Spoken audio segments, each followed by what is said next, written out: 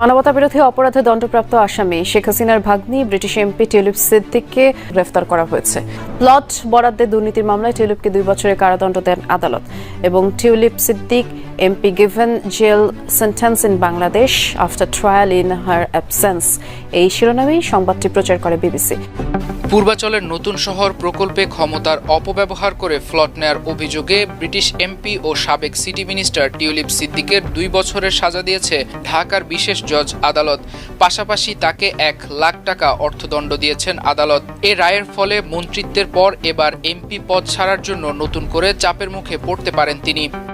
British MP হয়েও বাংলাদেশে দুর্নীতির অভিযোগে দণ্ডিত হলেন টিউলিপ সিদ্দিক। তার বিরুদ্ধে অভিযোগ, এমপি পদ কাজে লাগিয়ে শেখ হাসিনাকে চাপ প্রয়োগ করে মাকে রাজুকের প্লট বরাদ্দ নিয়ে দেন। আদালত বলছে বিদেশে অবস্থান করলেও বিচারের মুখোমুখি হতে হবে তাকে। আমরা এই মামলায় সর্বোচ্চ সাজা যাবজ্জীবন প্রার্থনা করেছিলাম আদালতের নিকট।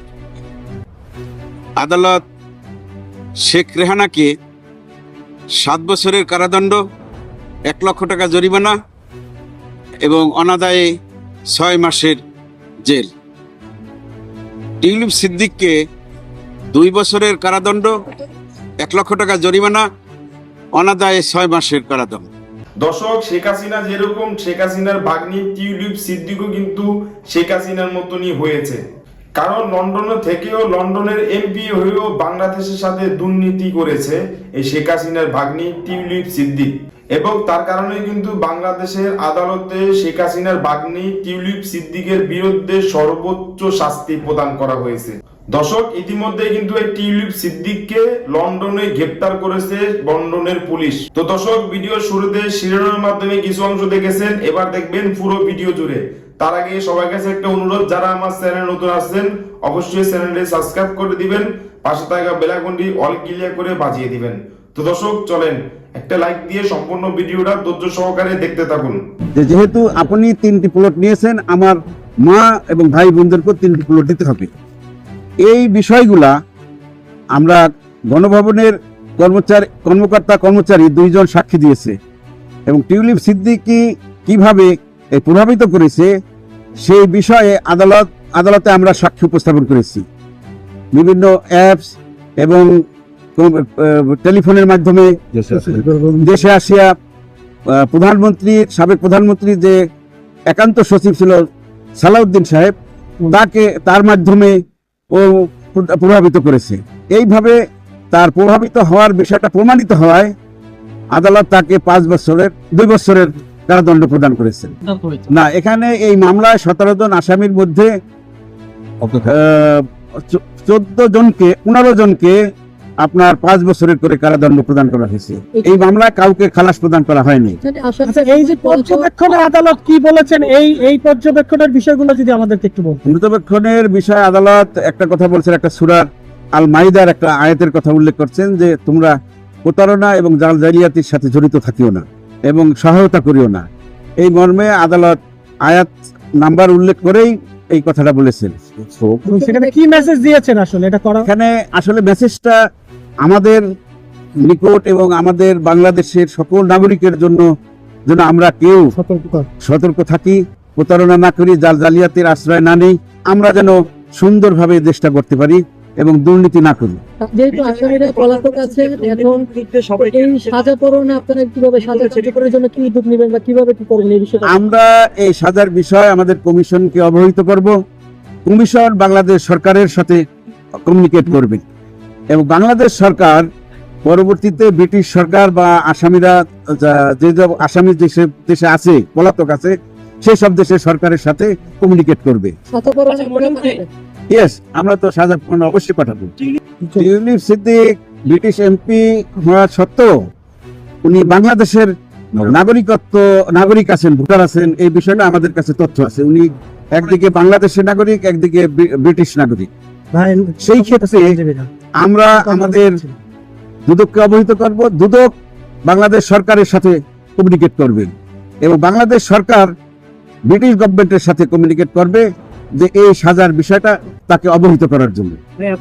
হোয়াটসঅ্যাপের মাধ্যমে ছিল বা অন্য অ্যাপস 164 এই কথাটা সাক্ষী ওসমান গনি বলে গেছেন, ওসমান গনি এবং PW 20 British MP tulip Siddique এবং তার খালা মা সবাই তো পলাতক আছে।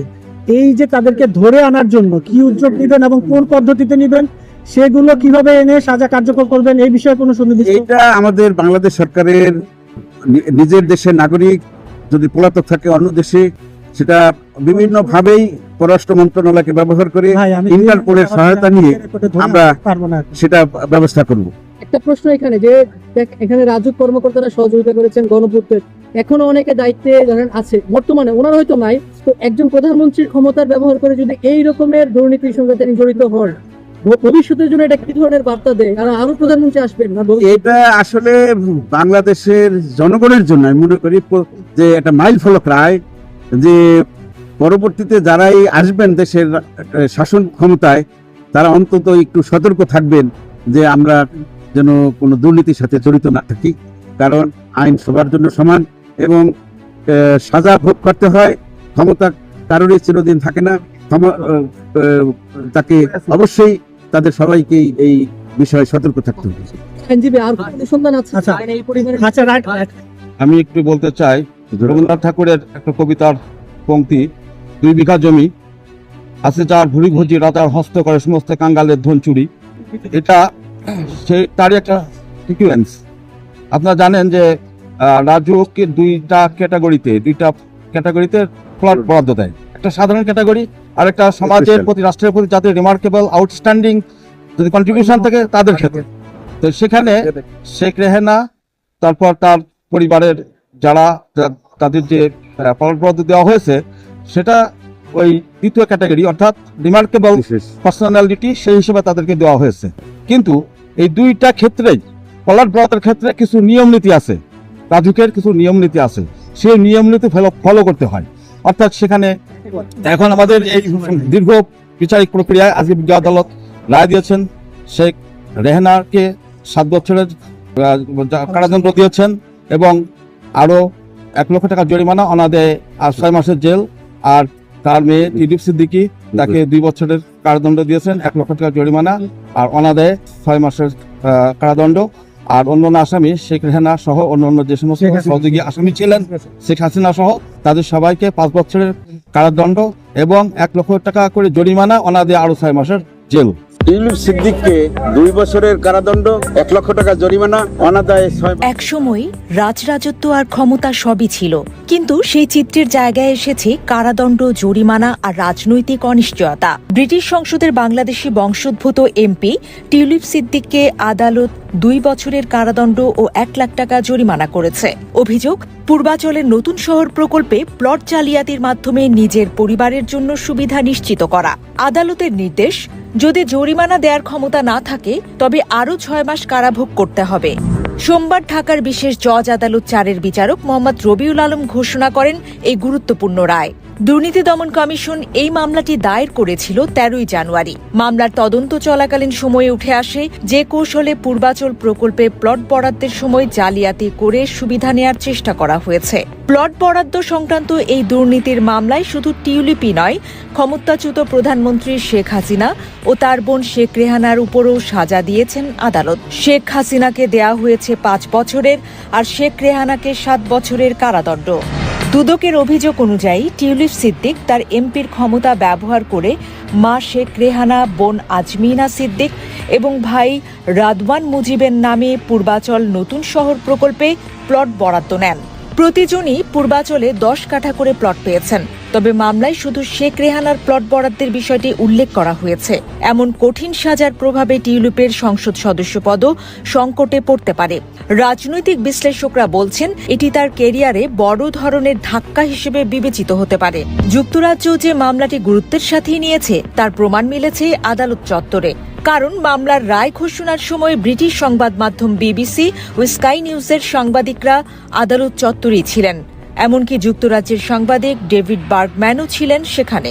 টিউলিপের বিরুদ্ধে চলতি বছরের শুরুর দিকে রূপপুর পারমাণবিক বিদ্যুৎ কেন্দ্র প্রকল্প থেকে 4 বিলিয়ন পাউন্ড আত্মসাতের অভিযোগ উঠেছিল।